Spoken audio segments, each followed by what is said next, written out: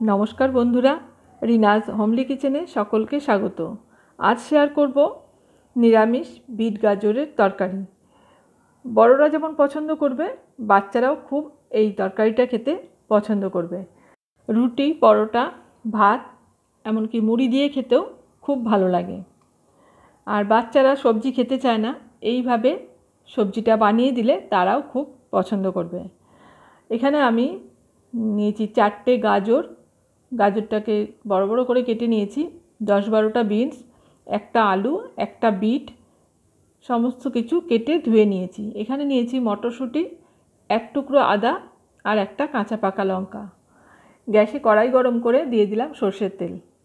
তেলটা ভালো মতো গরম হয়ে গেলে দিচ্ছি 1/2 চামচেরও কম জিরে আর দিলাম একটা তেজপাতা। ফোড়নটাকে খুব ভালো করে একটু ভেজে নেব। ফোড়নটা ভাজা হয়ে গেলে এর মধ্যে প্রথমে দেব গাজরের টুকরোগুলো, তারপর দিচ্ছি আলু আর গাজরটাকে একটু নাড়াচাড়া করে তেলের মধ্যে ভেজে নেব। মিনিট খানেক সময় নাড়াচাড়া করে নিয়েছি। এবার দিয়ে দিচ্ছি বিট আর বিনস। এবার এই বিট আর বিনসটাকেও গাজর আলুর সাথে একসাথে নাড়াচাড়া করে কিছুক্ষণ ভাজা ভাজা করে নেব। এবার ঢাকা দিয়ে আমি রেখে দেব 2 মিনিট মতন। 2 মিনিট পর ঢাকাটা খুলে নিয়েছি। এখন আবারও ভালো করে নাড়াচাড়া করে দিচ্ছি। সমস্ত সবজিগুলো ভালো মতো ভাজা হয়ে গেছে। এখন আমি যে আদার টুকরোটা রেখেছিলাম সেটাকে গ্রেট করে দিয়ে দিচ্ছি। আপনারা এখানে আদাটাকে বেটেও দিতে পারেন।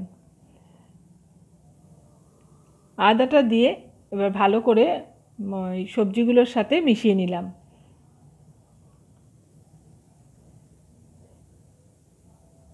এবার এর মধ্যে দিয়ে দেব সামান্য একটু জল।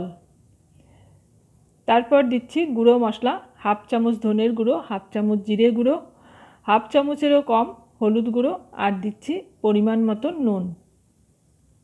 এবার এই সব কিছু খুব ভালো করে মিশিয়ে নেব।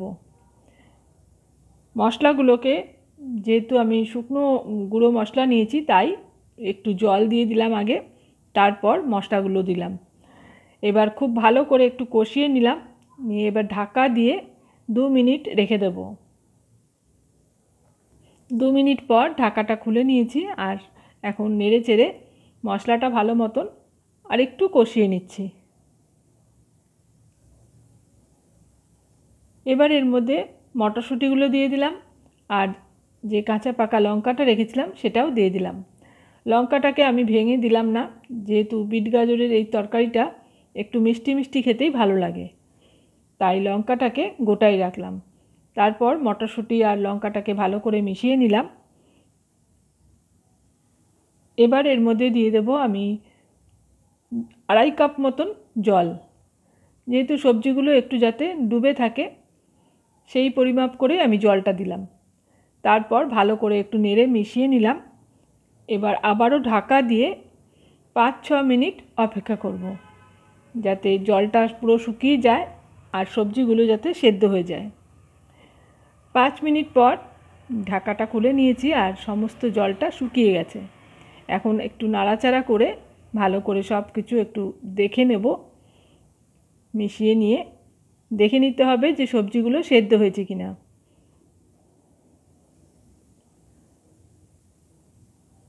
গাজরটাও ভালো মতো সেদ্ধ হয়ে গেছে আর এই বিটও ভালো মতো সেদ্ধ হয়ে গেছে।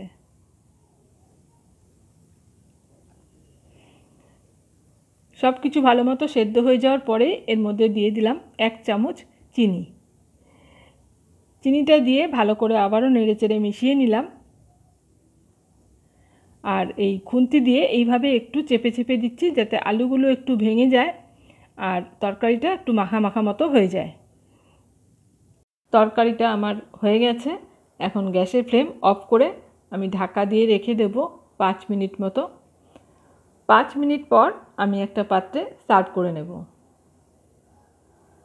রুটি, পরোটা, ভাত, এমনকি মুড়ি দিয়ে খেতেও খুব ভালো লাগে এই বিট গাজরের তরকারি। আপনারা একবার বানিয়ে দেখবেন, আশা করছি আপনাদেরও ভালো লাগবে। আমার আজকের এই বিট গাজরের রেসিপি আপনাদের কেমন লাগলো কমেন্টসে জানাবেন।